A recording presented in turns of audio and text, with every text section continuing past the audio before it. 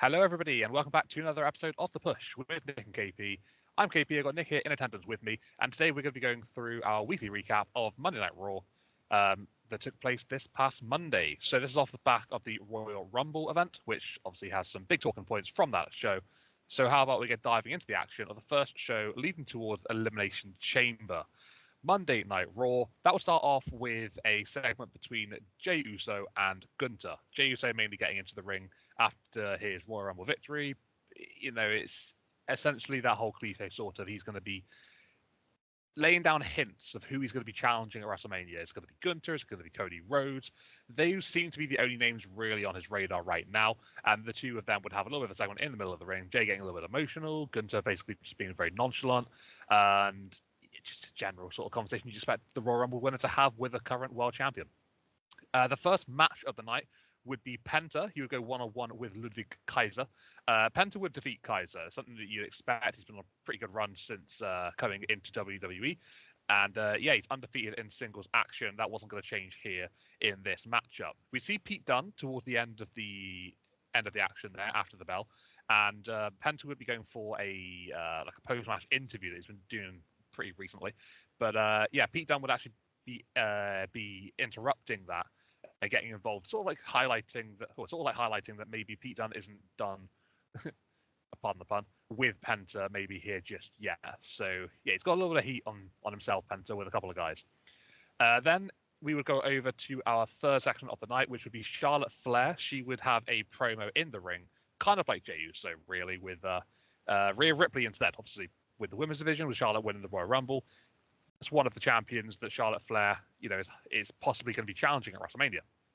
And Charlotte would basically lay down the foundation. She'd say, I could be challenging Rhea Ripley, I could be challenging Julia, the NXT Women's Champion, or I could be challenging Tiffany Stratton, the WWE Women's Champion, Women's Champion on SmackDown. So, it's very similar situations between this section and Jey and Gunther.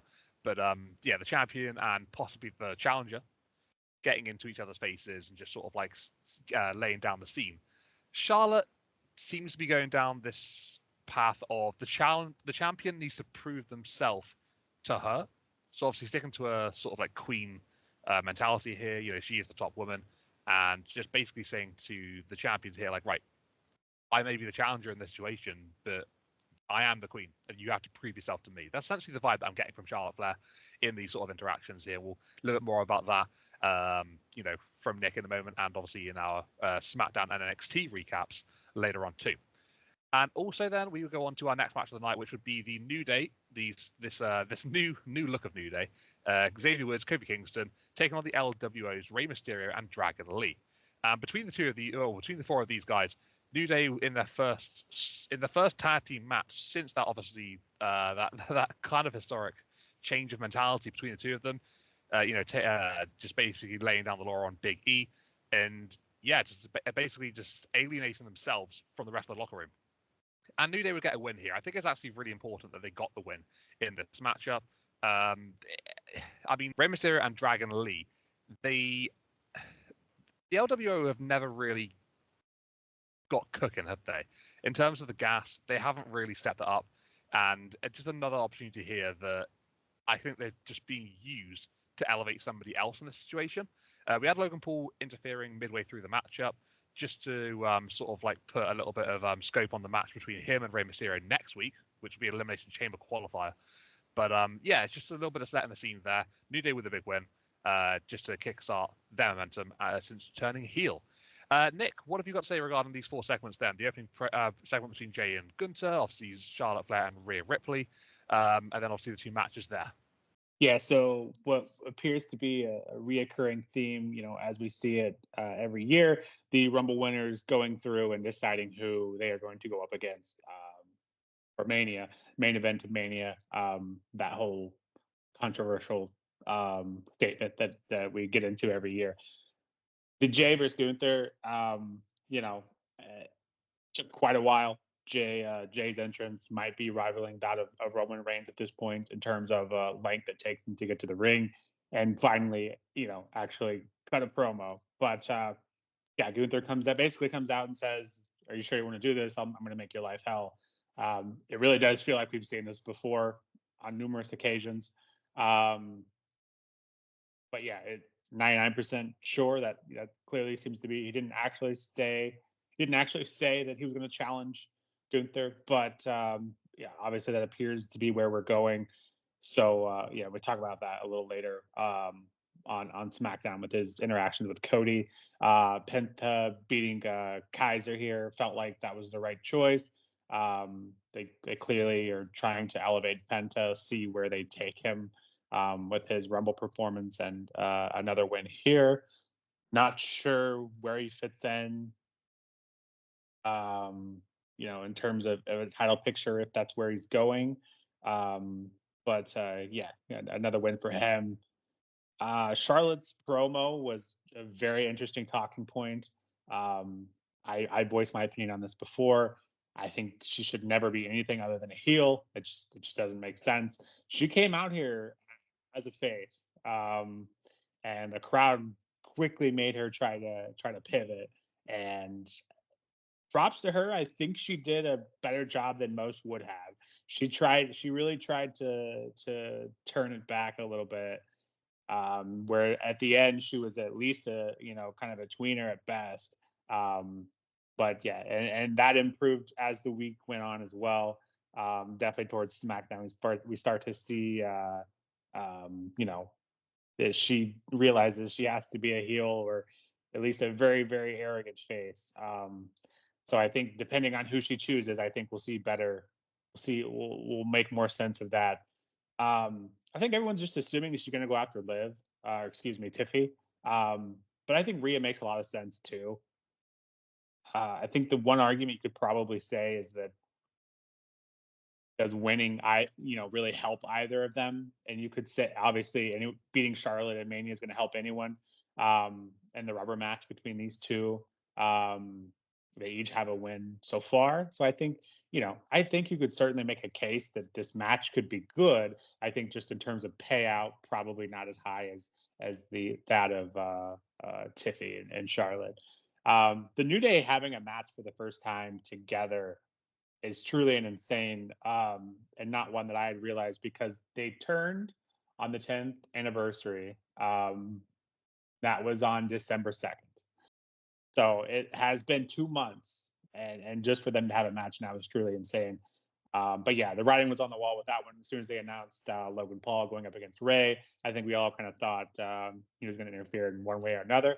And sure enough, he did. And as you mentioned, LWO being the stepping stone to bigger and better things. I think Logan will probably win next week, and we'll talk about that then. But yeah, this was a serviceable match. LW never puts on a bad match, but yeah, crazy that it took that long for New Day to get some momentum of some sort in terms of a match.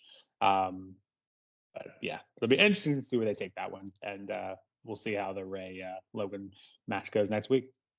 Yeah, it's quite a wild thing regarding New Day. Like, so long since they were last in a tag team match together, and they were basically just the whipping boys for a while, weren't they? They just lose and lose and lose. So it's quite interesting that it took so long for them to get back into the thick of things together. But yeah, a win was needed for them for sure. And I think you made a good point regarding Charlotte Flair and Rhea Ripley. I think, you said yourself, everyone expects Charlotte to choose Tiffany Stratton, but there's a lot of history between herself and Rhea. They're 1-1 at WrestleMania, so technically speaking, there's a good excuse there for a rubber match between the two of them. We didn't just end there on Monday Night Raw, though. There's still a few things we need to go through and discuss. And up next, we will be talking about Io Sky and Liv Morgan. They would have a one-on-one match where the winner would go to the Elimination Chamber. So our first women's qualifier of the night. Of the whole thing, really. And it would be Liv Morgan that would win, but not by traditional, pinfall 1, 2, 3, easy sort of way of going about it.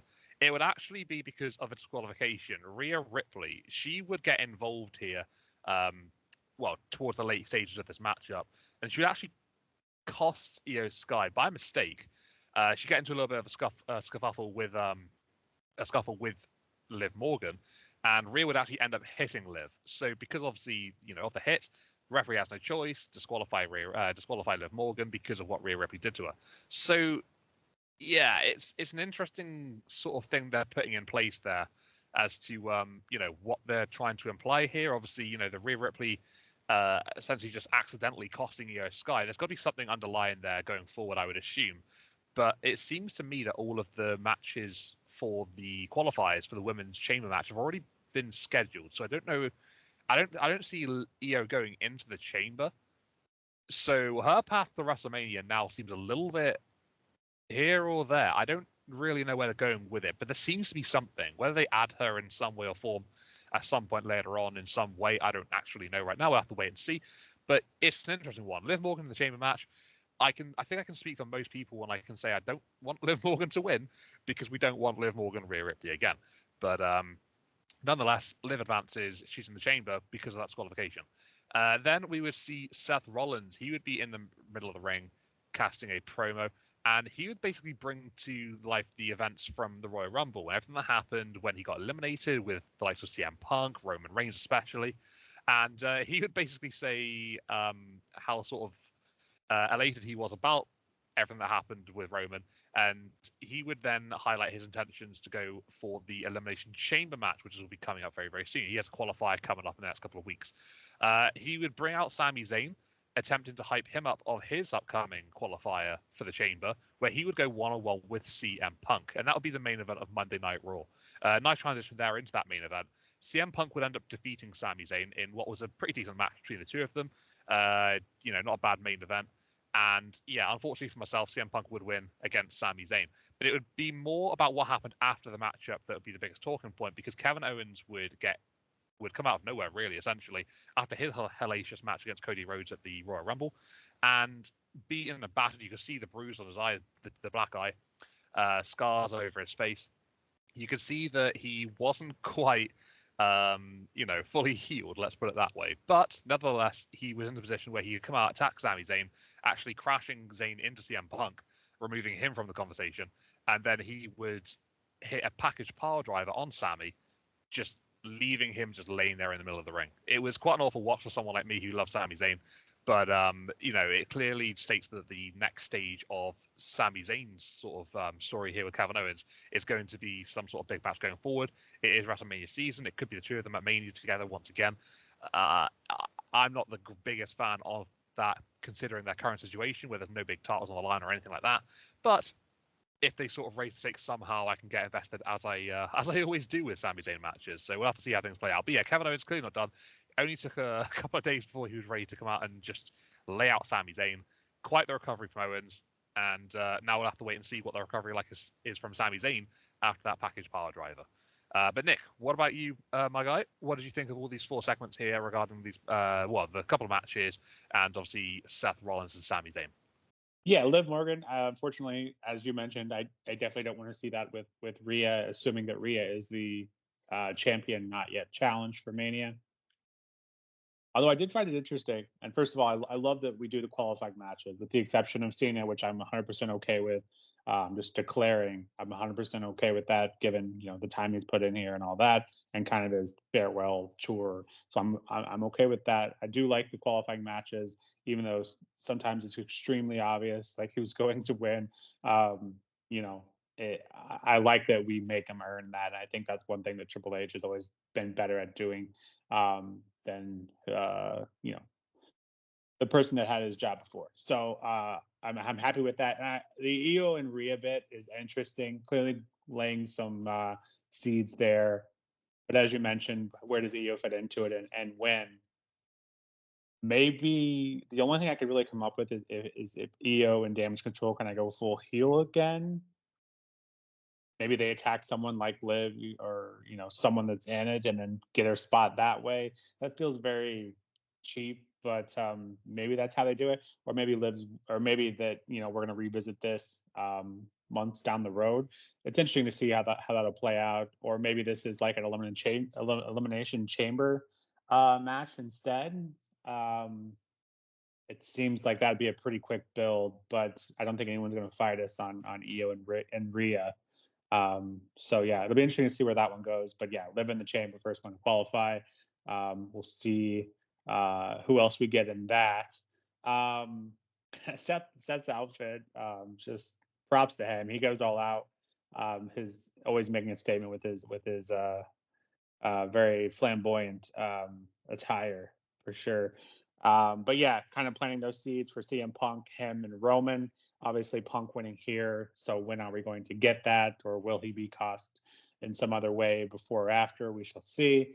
But I think a lot of people are really hoping to see that, and what could arguably be the real main event for either night. If we get those three in the ring, no title needed, in my opinion. But yeah, we'll see. Yeah, CM Punk up against Sami Zayn was a great match in itself. I think probably most would have assumed CM Punk was going to win. CM Punk and John Cena in the first two qualifiers already, as you salivating for sure. And on the reaction to the Royal Rumble video, I think we both were kind of in the same mindset in that Kevin Owens surely is not going to be around for at least a couple weeks, probably, right? Um, and yeah, here he is. Yeah, and he looked rough though. Props to him. If it's 100%, if that's how he actually felt, which that's how I would feel. But if he actually is doing okay, he certainly did a good job of selling it. Yeah, so it's crazy to see him back. Just mere days later is truly impressive in its own right.